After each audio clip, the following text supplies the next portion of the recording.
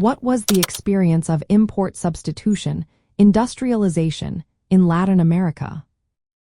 What was the experience of import substitution industrialization in Latin America? This economic strategy, known as ISI, was a major approach taken by several Latin American countries from the 1930s to the 1980s. The goal was to reduce reliance on foreign imports by fostering local industries to produce goods that were previously imported. This shift was largely a reaction to the economic turmoil caused by the Great Depression, which significantly cut export revenues and limited the ability to import manufactured products. The essence of ISI was to protect local industries through tariffs and import restrictions.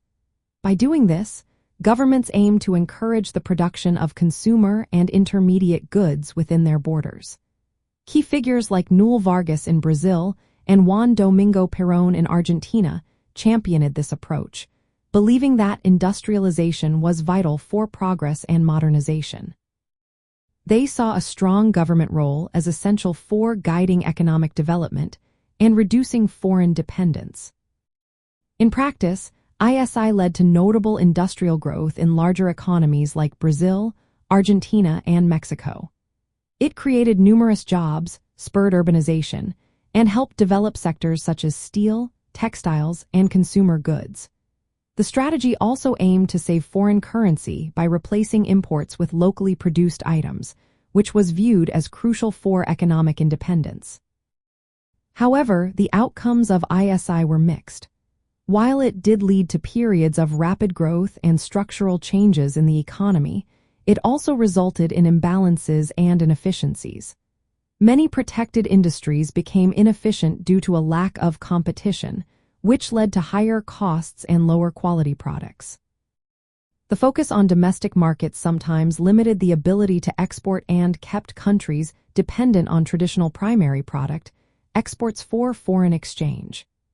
The need to manage external debt and balance of payments crises in the 1980s revealed the weaknesses of the ISI model, leading to a shift toward neoliberal economic policies. From a socialist viewpoint, ISI was an important move toward asserting economic independence from capitalist influences. It aimed to reduce reliance on foreign capital and multinational corporations. The emphasis on state-led industrialization aligned with socialist ideas of public control over key sectors and planning for social development instead of profit maximization. However, the persistence of capitalist structures and the protection of domestic business interests sometimes limited the potential for real transformation. ISI did not fully address class inequalities or the dominance of export-oriented elites, which critics from a socialist perspective often pointed out. In summary, import substitution industrialization in Latin America was a significant phase of economic development. It aimed to build domestic industries through state intervention and protectionist measures. While it achieved notable industrial growth and reduced some foreign dependency, it also faced challenges like inefficiency and economic imbalances.